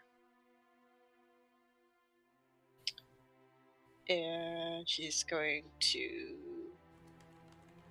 pause this conversation and order another whiskey. Right. You probably don't even have to say anything. Just raise your hand up, point to Gertrude. She understands. You know, there's Yeah. One more. you're here for a bit. Another woman comes in. One from Rebel Square. One of your, again, not friends, but you've shared a few drinks with her. Who is it? She probably works as a clerk in one of the shops in the blue collar district. That's why she's getting off about now. She kind of sees you in the corner, sees you with a new guest, and she may have even seen Willow in there. So she just approaches like this is any other night. She's gonna come join you. Who is she? This is Adeline Cook. Adeline walks up and just gives you a big smile. Maybe even like tries to give you a polite hug. It's good to see you. What are we drinking tonight? You got the. She kind of looks. A tea for you, Gertrude. I'll have what Georgie's having. Kind of just pulls a stool over, sits down. Whew. It was a hot one today, wasn't it? What have you girls been up to? Willow just looks down. Again, another stranger at her table. I'm just gonna look at my tea. Oh, you know, same old, same old. Fall line's coming up, so had to take on a bit of new help over here. Oh, are you gonna be able to give me a preview like last year? I've been saving up for it. I know there's gonna be something just right for me this time. We'll see once the designs are finalized. I'll let you know. You know where I live. Yes, I do. I have to tell you girls, this young man came into our store today, and he must have been some kind of loopy in his mind. He came in. I'm not to be crass or anything, but he was down. He is nearly nude. He just had a bit of his skivvies on, and that's about it. And he was just running up and down the aisles, knocking everything off the shelf every which way. It took 2 men to get this boy down. He was probably no more than 100 pounds, all skin and bones and all that. I swear, there is something going wrong with the boys in our neighborhood, don't you think? They're all just going crazy. It's a good thing we stick by ourselves, isn't it? They weren't quite all together, were they? Oh no, they were out of their mind crazy. It's a good thing that they got that hospital for all of them loopy folks. Be able to take good care of them there, I have no doubt. Is that where they carted off this young friend of yours? Oh no, not a friend. No, it's a strange boy that came in. I'm not sure. Like I said, it took 2 men. They dragged him out to the streets. I know the constables were called. They dealt with him. I had to spend the rest of the day picking all that stuff off the floor. I won't lie, my back is a bit sore. I could use a strong drink.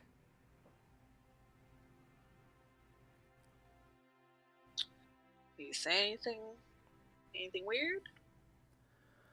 Just he wasn't talking at all. Just running around like a crazy man. Just he looked like he just wasn't there. Just gone. Like someone had plucked that brain right out of his head and just set him off like a chicken running around with its head cut off.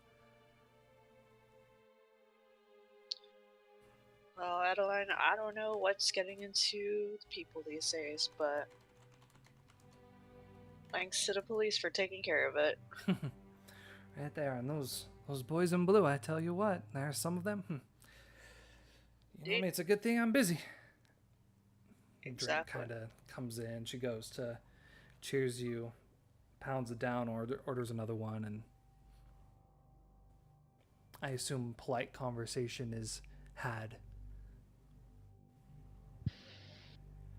It is until Georgie finishes their drink, and then she'll excuse them. Right. Seems at some point Adeline probably sees someone else either she recognized, someone to gossip with, maybe a cute boy at the bar, who knows, but yeah, she's able to go find someone else to bother, and you and Willow begin to head out. Mike, by this point, again, kind of catch up with you. You've headed into downtown, got on a train, went back.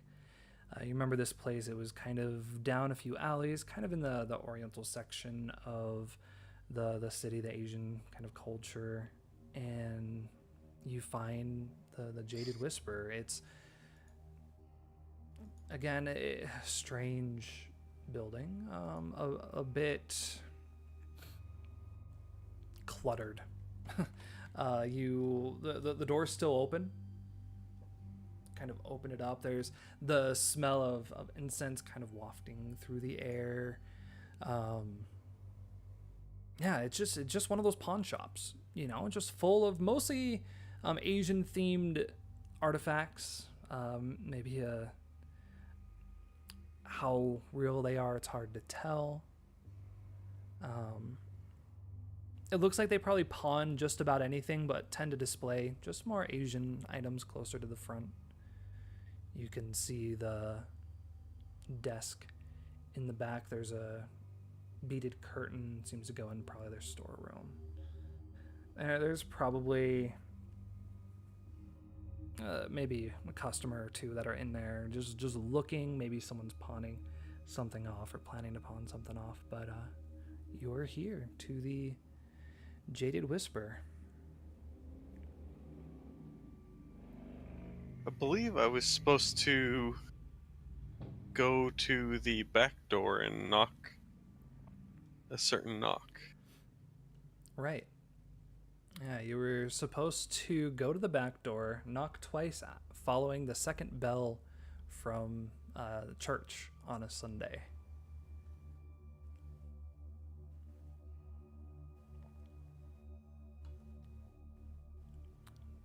You can still go back there and knock, though. I mean, technically, it is following a Sunday. It's true. Just There's not the correct one. There's no bells, but yeah. I'll give it a shot. Kind of walk back there. It's a large, dark wooden door. It looks like a loading, unloading kind of alley. So there's a few other doors to the backs of the other businesses that are down this street. Kind of knock twice. Wait for a moment. Kind of hear some shuffling. After a while, you hear the door begin to unlock a series of locks. It opens, and there's an older Asian woman standing there, shorter than you, kind of a gray hair pulled up into a tight bun. She's wearing kind of a long, dark purple kind of dress, has a belt tied around her, kind of just looks at you, a bit confused. Yes? Can I help you? I'm going to remove the sunglasses and kind of not necessarily presenting them to her, but kind of showing that they're broken. Kind of wiggling them back and forth so you can see the definite cracks. Right. She kind of looks at the cracks, looks back to you. Yes? What is it I can help you with, son? Do you not... Are you one of them mute boys?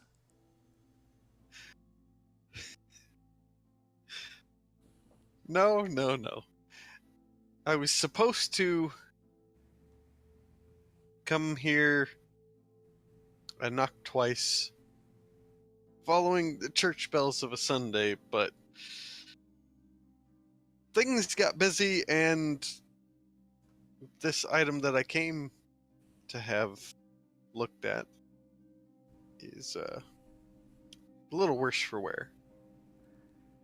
She studies you. Ah, you mean to speak with my granddaughter? Why is it you came to the back door on a Wednesday? She said to be here on a Sunday. I know. Things got busy. Priorities, son. They are important. Well, I mean, kinda made a lake and, other things. She's very... Go around front. I will have Akamine meet you at the counter. Thank you. I'll kind of bow to her and It's hard to tell if she's offended or not. just a little one. Right. She's like, I'm not that short. Yeah, you hear the door close, begin to lock. As you come around, customer that was in there leaves. You can see the counter is now staffed, and as you walk in, Akamine, certainly younger, standing behind the counter, sees you and she looks a bit stern and upset with you. Rightfully so. As you come in, she just points to the door, like to close it behind you. I will do so. Get the sign. I'll flip it. Pop it. Twist it. Boop it. And now it's broken. So now she's even more upset with you. Oh! Great. Okay. Anyway, Um, we'll just leave it there in pieces. yeah, just oops. There's a bit of grease and slime on it, as all things. Hey! Sweaty and smelly, it follows you. Uh, She's just leaning on the counter, just watching you. You returned. So, what can I do for you? First, my apologies for being significantly late. And then I'll present the glasses to her. I would like you to take a look at these. Right. Yes, your glasses.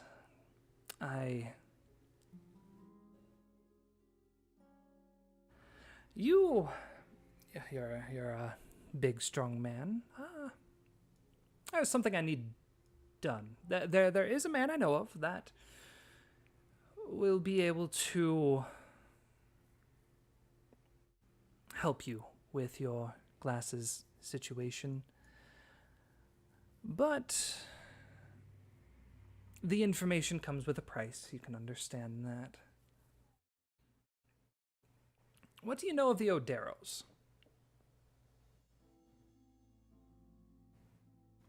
Does it matter? It does. I don't know nothing, so it doesn't. You do. You know some. I mean, you've been around town a little bit. The Oderos, were you with Calvin when he killed that boy in the blue collar district? No. You weren't there? Maybe you don't know that much of them. They are... I told you. They are a gang. Pretty large gang. They have a lot of fingers and a lot of pies throughout the city. So you've probably heard the name. No! Yes, perfect. No! Oh, baby. It is... Damn it! It is that Fucking Oderos. time. The Oderos have arrived. All right. Well, you know what time it is. It is time for the train roll, and I believe this is the first time that we've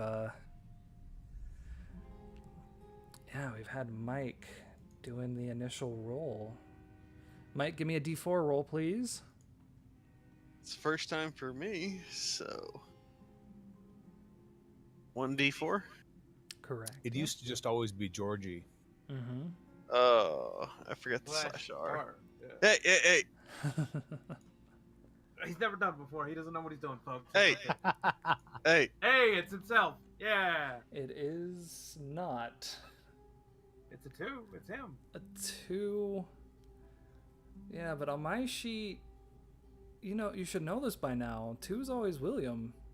1 No, is one. is Mike. 2 is William. 3 is Eric. 4 is Georgie. Swapping the order, okay? Just to screw Oh, me. I damn get it. Sure, we could say I that love on you, my Spoon! sheet. But you know what? I'm fine. William has had a I'll lot roll. of these, so I'm gonna change Yeah, it. I'll roll. Yeah, let's go ahead and have Nope, too Mike late. roll.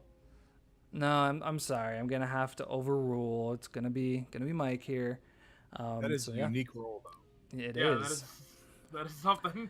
That would be, it wouldn't be horrible. But yeah, roll me 2d10. There, Mike. It wouldn't be horrible, he says. All right. Well, bam. So we got a 6 and a 1. Yeah, best numbers. Right. You and Akamine are having this conversation, and you just catch a glance kind of outside the alley.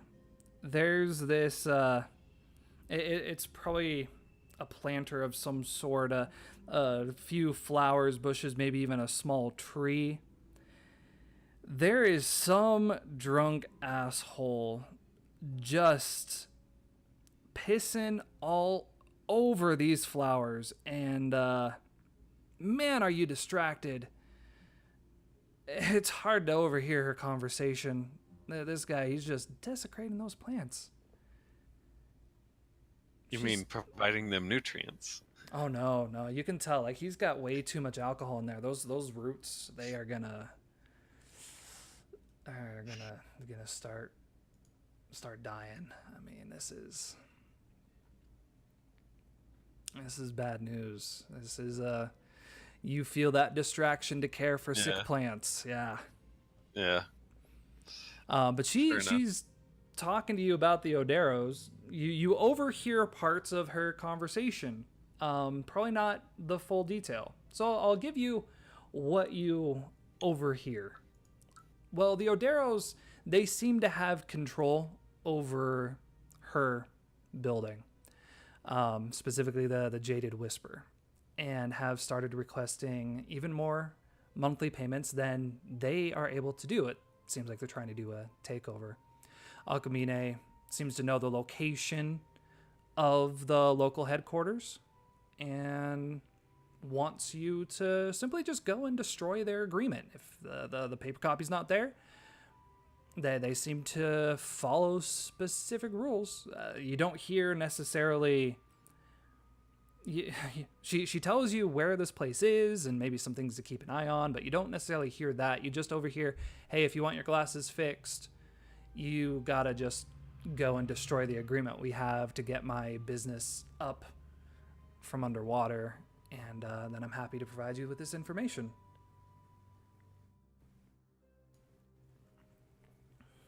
What? Okay, yep.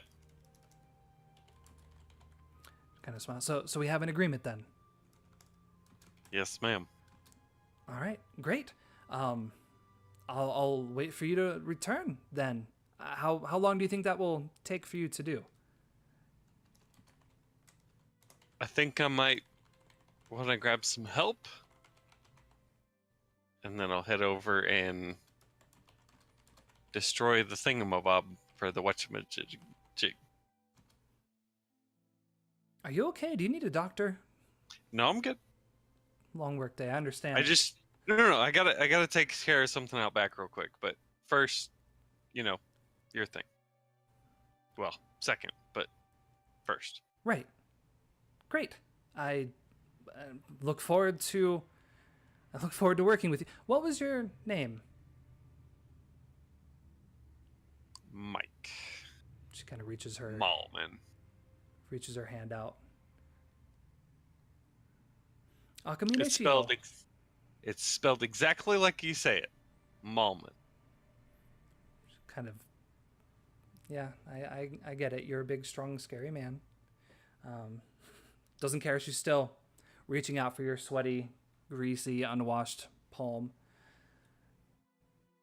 I look forward to working with you.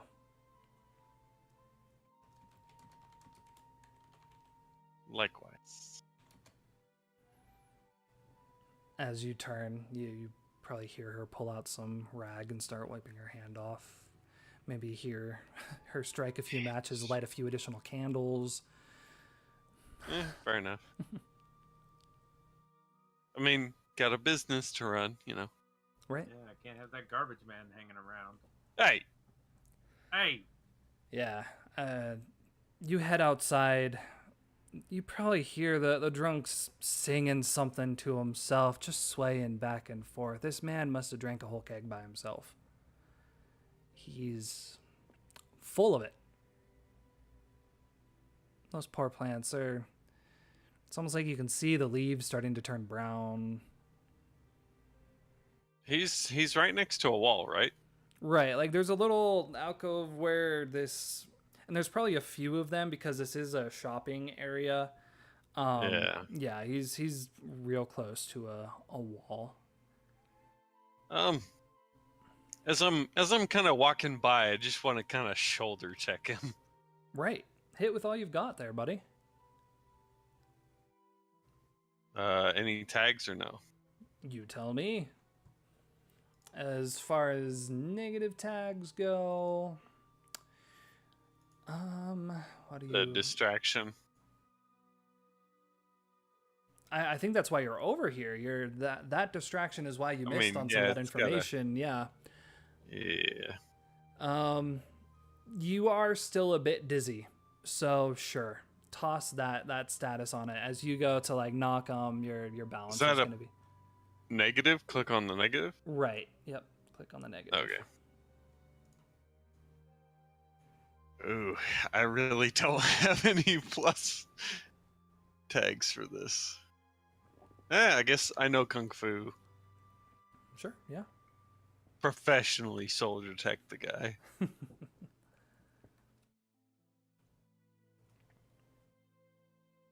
Would quick care / plant of growth or growth of plants?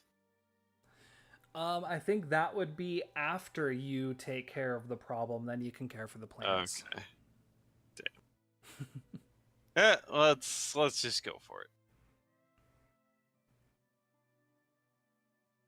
Nope. Indeed, nope. Yeah, no. Mike has killed another man. No, I don't think it's gonna work that way. Oh, my friend, it's not really that. Mike's just has the worst timing. Cause you shoulder check this guy and his forehead hits into the brick of the building. And I don't know if any of you have ever hit your head, but head injuries tend to bleed a lot. Unfortunately for Mike, maybe feeling a bit successful that, okay, the guy's knocked out. He's not dead. To the constable that was walking around down the street that just heard this loud thud, he just saw a splash of blood, and you now hear the whistle as he starts running towards you. Stop. Don't move. Stay where you are.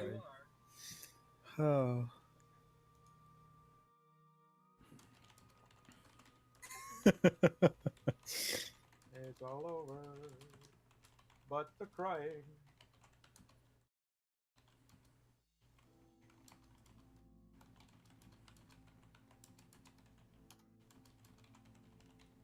All right, so you just hear this shrill whistle, just whistling, and he's probably got about 60 feet to you.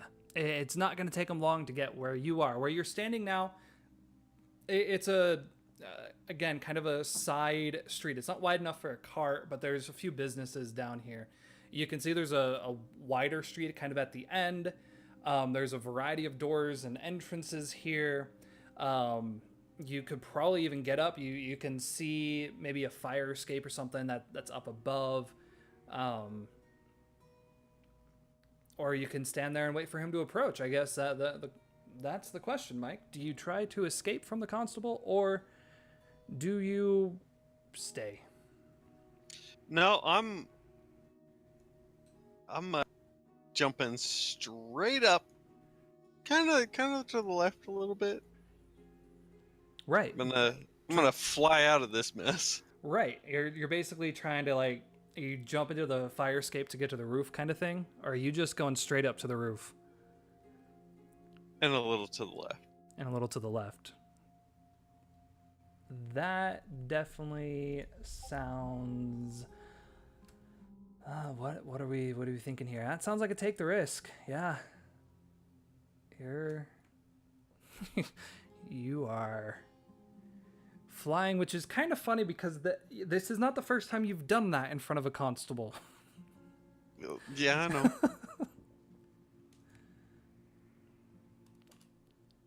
I know. Worked last time. Right, yeah. Dizzy, again. You're still dizzy, so you're thinking you might be going to the left, but your equibalance is a bit Yeah, we'll off. see how it goes. Right.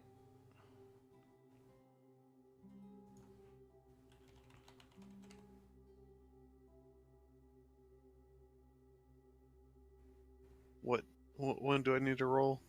This is take the risk. Take the Whenever risk. you are Okay. ready.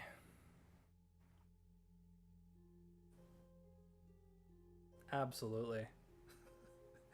You do it like you just leap up, Shoot and for off him, like a rocket. and for him, he just sees you, this large man, jump up, grab the fire escape, and just run up it faster than he would expect. Because again, he doesn't see you fly. You hear the whistle stop, and you just hear like this, blimey, what the fuck? Like, he just has no idea what happened. So, yeah, it sounds like he's probably calling for more, but there's no way he's going to try to jump up there. He's probably just going to go check on the guy that you knocked out and hope that maybe someone else heard his whistle and is watching for you along the way. But you're up on top of these roofs. You can look down the other side and see one of the main streets of downtown. You're kind of on the western side of downtown, so you might even be able to see, maybe not the river itself, but where the river would be. And you can definitely kind of see the darker stone structures of the ethnic borough as well. But you're on the roof, and it seems like the constable for now is checking on the guy, making sure he's still alive and hoping that he gets back up soon.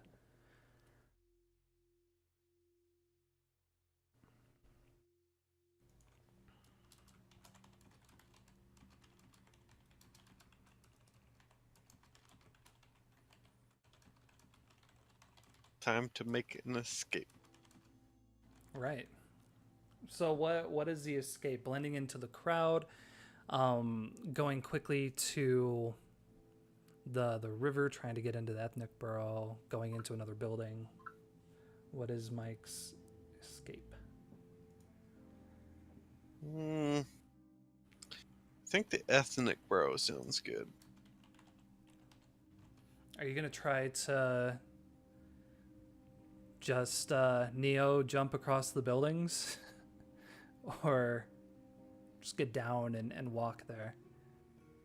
No, it would be better to transverse out of sight on top of the buildings. Right. Absolutely. Yeah. No, that's gonna be.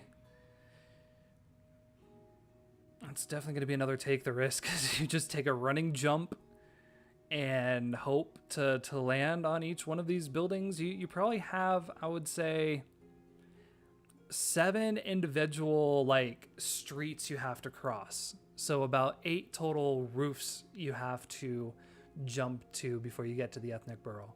And they're not all straight. It's very Assassin's Creed, going rooftop to rooftop. There might be some that you find like and you would not trust it, but there might be like a laundry line or something. A bit of piping goes across, but yeah, you're just going from one to another. Another take the risk, dizzy status, and Yeah, I'm going to say that there's a story tag here of just uncomfortable heights. Sure, you can try to do it, but if you fall, the pavement's not going to cave in like rubber as it did with Neo. It's going to be a hard splat. Is the heights just a 1? Right, yeah, just a story tag, so it's just 1.